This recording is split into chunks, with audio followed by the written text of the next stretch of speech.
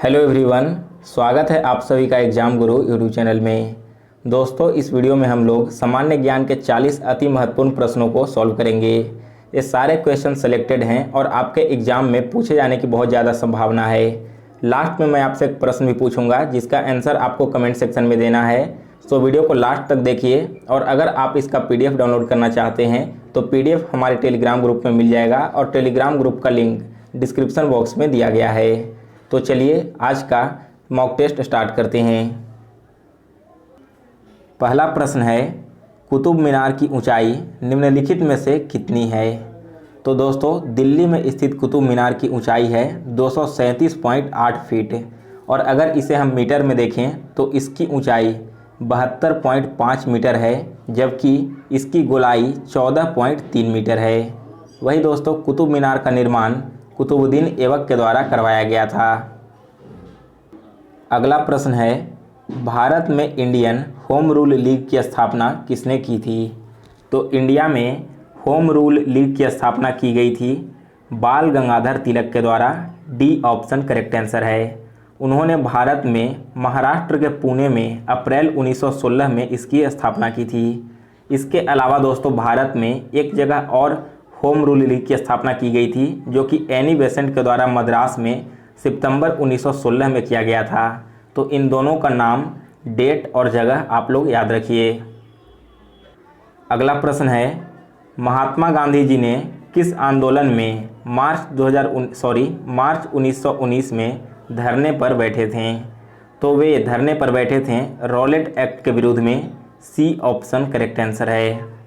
अगला प्रश्न है 4 नंबर, दिल्ली चलो का नारा किसने दिया था? तो दोस्तों, दिल्ली चलो का नारा दिया गया था सुभाष चंद्र बोस के द्वारा। इसके अलावा उन्होंने एक और नारा दिया था, इस नारा का नाम था जय हिंद। अगला प्रश्न है, विटामिन निम्न में से किसकी सहायता नहीं करता है? तो देखिए, जो विटामिन है वो हमारे शरीर में पाचन क्रिया में सहायता नहीं करता है, जबकि इसके अलावा ऊतकों में एंजाइम का निर्माण करने में, उपापचय में आवेजक के रूप में भाग लेता है और रोगों से हमें रक्षा प्रदान करता है। ये तीनों विटामिन का काम है, लेकिन पाचन क्रिया में सहायता नहीं करता है। अगला प्रश्न है 6 नंबर, डॉक्टर BR अम्बेडकर की जयंती इनमें से किस तिथि को मनाया जाता है? तो डॉक्टर BR अम्बेडकर, इनकी जयंती मनाई जाती है प्रत्येक वर्ष 14 अप्रैल को। इसके अलावा दोस्तों, आप हमें कमेंट करके बताइएगा कि आज 23 अप्रैल को कौन सा दिवस मनाया जाता है। अगला प्रश्न है 7 नंबर, मनुष्य के लिए वह बहुमूल्य तत्व कौन सा है जो सौर मंडल में नहीं पाया जाता है? तो देखिए, सौर मंडल में पाया जाता है ऑक्सीजन, जल और नाइट्रोजन, जबकि सोडियम क्लोराइड वहाँ पर नहीं पाया जाता है। डी ऑप्शन इस क्वेश्चन का करेक्ट आंसर है। अगला प्रश्न है 8 नंबर, राष्ट्रपति के चुनाव में इनमें से कौन भाग ले सकता है? तो दोस्तों, जो प्रेसिडेंट का इलेक्शन होता है इसमें पार्टिसिपेट करते हैं लोकसभा, राज्यसभा तथा विधानसभा के जितने भी नॉमिनेटेड सदस्य हैं वे। यहाँ पर दोस्तों एक और इम्पॉर्टेंट क्वेश्चन बनता है कि राष्ट्रपति बनने के लिए मिनिमम एज क्या रखा गया है? तो इसके लिए मिनिमम एज 35 वर्ष है और आर्टिकल 55 राष्ट्रपति के चुनाव से संबंधित है। इसके अलावा दोस्तों, अगर राष्ट्रपति के चुनाव में किसी भी तरह की समस्या आती है तो जितने भी मामले सुनवाई किए जाते हैं वो सारे मामले सुप्रीम कोर्ट में सुनवाई किए जाएंगे। अगला प्रश्न है, कुकिंग गैस यानी भोजन पकाने वाली गैस इनमें से कौन सी है? तो कुकिंग गैस यह है दोस्तों प्रोपेन और butane. C option correct answer है। अगला प्रश्न है 10 नंबर, इनमें से कौन सबसे अधिक ध्वनि उत्पन्न करता है? तो दोस्तों, कई बार आपने किताब में देखा होगा तो आपको वहाँ पर बाघ का नाम दिया हुआ होगा, लेकिन इसका करेक्ट आंसर है चिंपांजी। सबसे अधिक ध्वनि उत्पन्न करने वाला जानवर है चिंपांजी। अगला प्रश्न है 11 नंबर, मृदा में मौजूद कार्बनिक पदार्थ को सामूहिक रूप से इनमें से क्या कहा जाता है? तो मृदा में जो भी कार्बनिक पदार्थ मौजूद होते हैं उसे बोला जाता है खाद्य मिट्टी। सी ऑप्शन करेक्ट आंसर है। अगला प्रश्न है 12 नंबर, निम्नलिखित में से कौन एक मिश्रण नहीं है? तो देखिए यहाँ पर जो तांबा है वो एक मिश्रण नहीं है, सी ऑप्शन करेक्ट आंसर है। जबकि इसके अलावा स्टेनलेस स्टील, पीतल और कांसा ये तीनों के तीनों मिश्रण हैं। यहाँ पर दोस्तों ऑप्शन ए में है स्टेनलेस स्टील।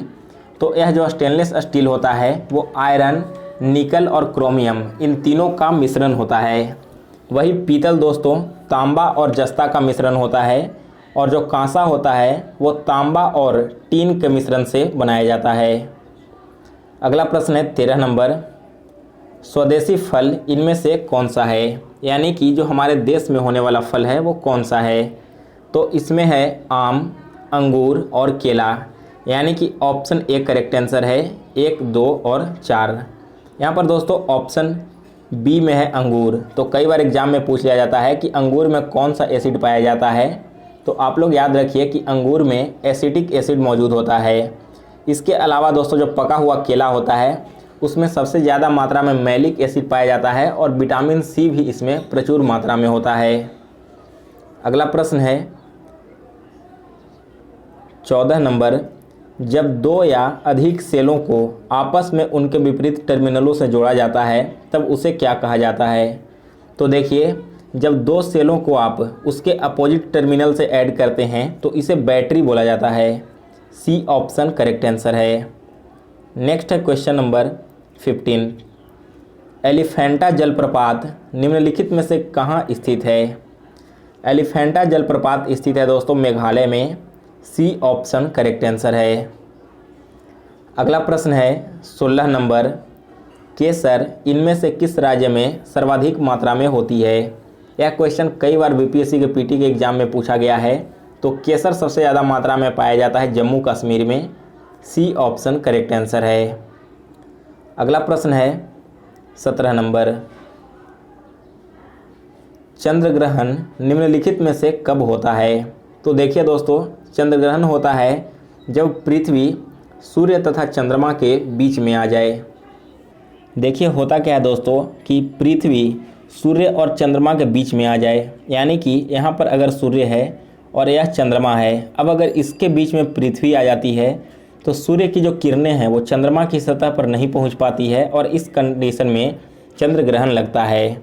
जबकि सूर्य ग्रहण कब होता है? तो सूर्य ग्रहण तब होता है जब चंद्रमा सूर्य और पृथ्वी के बीच में आ जाए।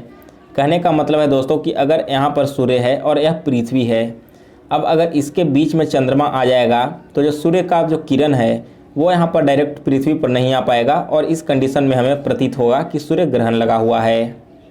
अगला प्रश्न है 18 नंबर, सफ़ेद रोशनी में साबुन के बुलबुले किस कारण से रंगीन दिखते हैं? तो देखिए, वाइट लाइट में साबुन का जो बुलबुला होता है, जो बबल्स होते हैं, वो कलरफुल दिखते हैं। इसके पीछे का रीज़न है व्यतिकरण, और व्यतिकरण को दोस्तों इंग्लिश में इंटरफेरेंस के नाम से जाना जाता है। अगला प्रश्न है 19 नंबर, बैडमिंटन के कॉर्क का वजन इनमें से कितना होता है? तो बैडमिंटन का जो कॉर्क होता है उसका वजन होता है लगभग 4.74 से 5.51 ग्राम तक का। अगला प्रश्न है 20 नंबर, इलेक्ट्रिक हीटर कॉइल के निर्माण में किस पदार्थ का उपयोग किया जाता है? तो इलेक्ट्रिक हीटर का कॉइल बनाने में उपयोग किया जाता है नाइक्रोम का। अगला प्रश्न है 21 नंबर, अंतर्राष्ट्रीय हॉकी मैच की अवधि कितने मिनट की होती है? तो देखिए दोस्तों, पहले जो मैच होता था हॉकी का उसकी अवधि 70 मिनट की होती थी, लेकिन अब इसे घटा करके 60 मिनट कर दिया गया है। अगला प्रश्न है, निम्नलिखित में से कौन सा अवयव जलने में सहायता प्रदान करता है? तो देखिए, जलने में सहायता प्रदान करता है oxygen. D option correct answer है। और अगर कहीं पर आग लगी हुई है और वहाँ पर ऑक्सीजन पूरी तरह से समाप्त हो जाए तो वो आग स्वतः ही बुझ जाती है। अगला प्रश्न है 23 नंबर, भारत में विद्युत रेलगाड़ी का संचालन किस वर्ष प्रारंभ हुआ था? तो भारत में सबसे पहली बार इलेक्ट्रिकल रेल चलाई गई थी 1925 में। ऑप्शन ए करेक्ट आंसर है। इसके अलावा दोस्तों, भारत में सबसे पहली जो पैसेंजर ट्रेन थी वो 1853 ईस्वी में बॉम्बे से थाने के बीच में चलाई गई थी। अगला प्रश्न है 24 नंबर, विश्व के कुल भूभागीय क्षेत्रफल में भारत की भागीदारी कितने प्रतिशत की है? तो वर्ल्ड का जो टोटल भूभागीय क्षेत्र है यानी कि जो लैंड है उसमें भारत की भागीदारी 2.4% की है। बी ऑप्शन करेक्ट आंसर है। और अगर एरिया वाइज देखा जाए तो भारत का जो क्षेत्रफल की दृष्टि से पोजीशन 7वां है, जबकि इस पोजीशन में पहले नंबर पर रसिया आता है। वही अगर जनसंख्या की दृष्टि से देखा जाए तो भारत दूसरे नंबर पर आता है और पहले नंबर पर चाइना है। अगला प्रश्न है, हीमोग्लोबिन में इनमें से क्या उपस्थित होता है? तो हीमोग्लोबिन में उपस्थित होता है iron. B option correct answer है। 26 प्रश्न है, मरियाना ट्रेंच निम्न में से क्या है? दोस्तों यह महासागर का सबसे गहरा भाग है जो कि प्रशांत महासागर में स्थित है। अगला प्रश्न है 27 नंबर, निम्नलिखित कथनों का मिलान कीजिए। यहाँ पर राष्ट्रीय उद्यान का नाम दिया गया है और आपको बताना है कि इस राष्ट्रीय उद्यान में कौन से शरणस्थली प्राणी रहते हैं। तो सबसे पहले है दोस्तों काजीरंगा राष्ट्रीय उद्यान। यह उद्यान फेमस है एक सींग वाले गैंडे के लिए और यह राष्ट्रीय उद्यान असम राज्य में स्थित है। दूसरा है सिमलीपाल अभयारण्य जो कि ओडिशा में स्थित है और यह फेमस है तेंदुए के लिए। तीसरा है गिर राष्ट्रीय उद्यान जो कि गुजरात में स्थित है और यह फेमस है शेर के लिए। और लास्ट है कॉर्बेट राष्ट्रीय उद्यान जो कि उत्तराखंड में स्थित है और यह फेमस है हाथी के लिए। अगला प्रश्न है 28 नंबर, महात्मा गांधी ने पहली बार सत्याग्रह का प्रयोग कहाँ किया था? तो उन्होंने सबसे पहली बार सत्याग्रह का प्रयोग किया था दक्षिण अफ्रीका में। डी ऑप्शन करेक्ट आंसर है। यहाँ पर आप लोग कन्फ्यूज मत होइए, पूछा गया है कि पहली बार सत्याग्रह का प्रयोग कहाँ किया गया था। अगर आपसे पूछा जाता कि भारत में पहली बार सत्याग्रह कहाँ पर किया गया था तब आपका आंसर होता चंपारण में। उन्होंने 1917 में चंपारण में सबसे पहली बार सत्याग्रह किया था। और देखिए एक और इम्पॉर्टेंट क्वेश्चन यहाँ पर आती है कि भारत में बिहार के चंपारण में महात्मा गांधी को बुलाने वाले व्यक्ति का नाम क्या था? तो वहाँ पर जो उन्हें बुलावा भेजा गया था वे भेजने वाले थे राजकुमार शुक्ल।